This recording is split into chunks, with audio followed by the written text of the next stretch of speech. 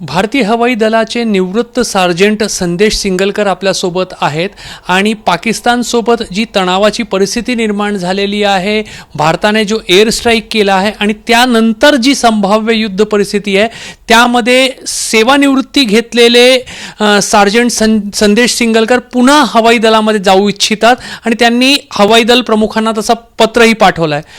संदेशजी, पुन्हा हवाई दलात जाण्याची इच्छा, नियम तसा नाही आहे, मात्र तुमच्या मनाची ही भावना का होत आहे? काय आहे की एक वेळा जो माणूस युनिफॉर्म घालतो तो जवान जेव्हा असतो तो शेवटपर्यंत तो जवानच राहतो, तो कधीच रिटायर होत नाही. आणि ती जी भावना असते मनामध्ये की मला या देशासाठी काहीतरी करायचं आहे, हे शेवटच्या क्षणापर्यंत असते. म्हणजे आम्ही रिटायर जरी झालो असलो तरी आज आमच्या मनामध्ये डिफेन्सप्रती तेवढंच प्रेम आहे जेवढं आम्ही ज्या दिवशी जॉईन केलो तेवढं होतं. आणि अशा परिस्थितीमध्ये जेव्हा भारतावर कोणतं एखादं संकट येतं किंवा भारतावर जेव्हा संकट आलेलं आहे आणि अशा परिस्थितीत आपण घरी बसून राहणं हे काही आमच्या मनाला पटत नाही, म्हणजे माझ्या मनाला पटत नाही.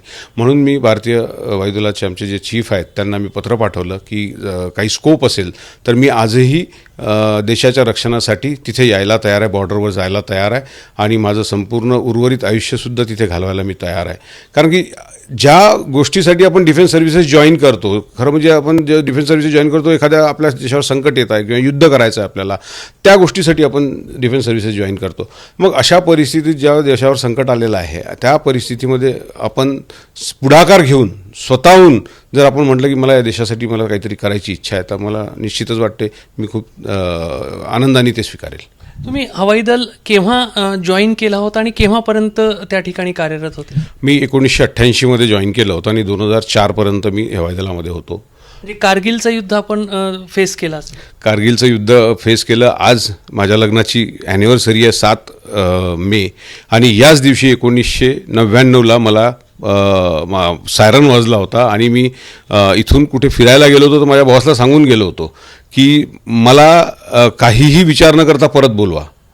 आणि ज्या दिवशी मी तिथे पोचलो होतो, म्हणजे कोडाईकनालला गेलो होतो, कोडाईकनालला ज्या दिवशी पोचलो त्याच दिवशी मला हॉटेलमध्ये फोन आला होता की परत यायचं आहे म्हणून. आणि मी काही दुसरा विचार न करता लगेच परत आलो आणि कारगिलमध्ये लग्नाच्या 7व्या दिवशी मी कारगिलमध्ये होतो.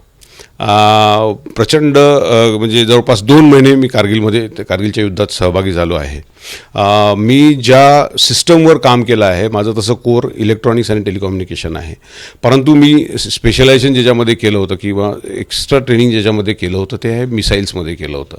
तर त्यामुळे मला माहिती होतं की माझी गरज या देशाला पडणारच आहे किंवा माझ्या सर्व्हिसेसची गरज मला पडणारच आहे. आणि आजही आपल्याच चॅनलच्या माध्यमातून मला काल माहिती पडलं की ज्या सिस्टमवर मी काम करत होतो, ज्या मिसाईल्सवर मी काम करत होतो त्याला मोठ्या संख्येमध्ये रशियाकडून घेण्यात आलेलं आहे. आणि त्याच्यामुळे मला खूप आनंद झाला की ज्या सिस्टमवर ज्या मिसाईल्सवर मी काम केलेलं आहे तेच सिस्टम आता ते मिसाईल आता कारगर साबित होत आहे आणि त्या सिस्टमवर मला परत काम करायची इच्छा झालेली आहे. साधारणपणे सैन्य दलाचे नियम जे सेवानिवृत्त होऊन गेलेले त्यांना पुन्हा किमान ऑपरेशन्समध्ये रुजू करण्याचे नसतात, तर आपण कुठली सेवा देऊ इच्छिता?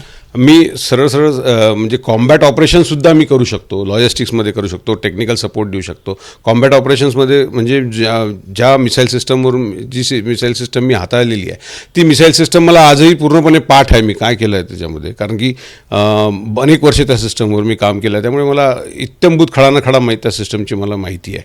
आणि म्हणूनच मला असं वाटत आहे की मी त्या गोष्टीसाठी डायरेक्ट कॉम्बॅट ऑपरेशन्समध्ये सहभागी झालो पाहिजे.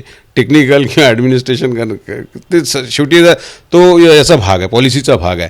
आणि खरं म्हणजे जेव्हा सैनिक युनिफॉर्म घालतो तो त्याचं रिटायरमेंट असते 58 एज. आज माझं 58 झालेलं नाही आहे, तर त्याच्यामुळे मला अशी आशा आहे की मी रिटायरमेंटच्या एजच्या आधी जरी मला एक वेळा बोलावण्यात आलं तर मला खूप आनंद होईल. नियम काय सांगते या संदर्भात हवाई दलाचे किंवा साधारणपणे सैन्याचे नियम काय आहेत याबद्दलचे? नाही, सैन्याचे तसे नियम कसं आहे की जेवढे तुमची सर्व्हिस असते, जसं 20 वर्ष मिनिमम सर्व्हिस असते, 20 वर्षाच्या नंतर जेव्हा आपण डिस्चार्ज घेऊन बाहेर येतो तर 2 वर्षापर्यंत आपल्याला रिझर्वमध्ये ठेवण्यात येतं. आणि 2 वर्षानंतर मिनिस्ट्री ऑफ डिफेन्सकडून किंवा एअरफोर्सकडून पत्र येतं की तुम्हाला आता या रिझर्व याच्यामधून तुम्हाला रिलीज करण्यात येत आहे. तर हा नियम आहे.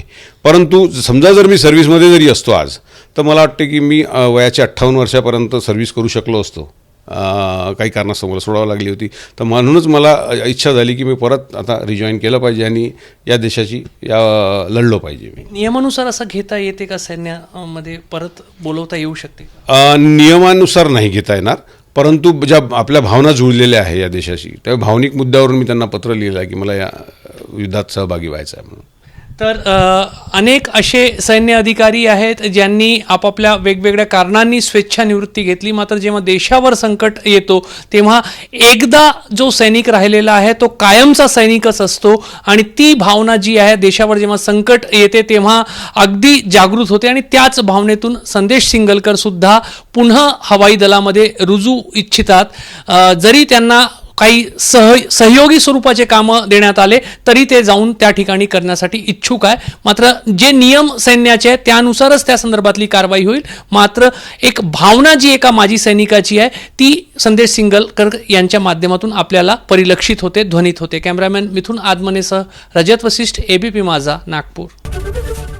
एबीपी माझा, उघडा डोळे बघा नीट.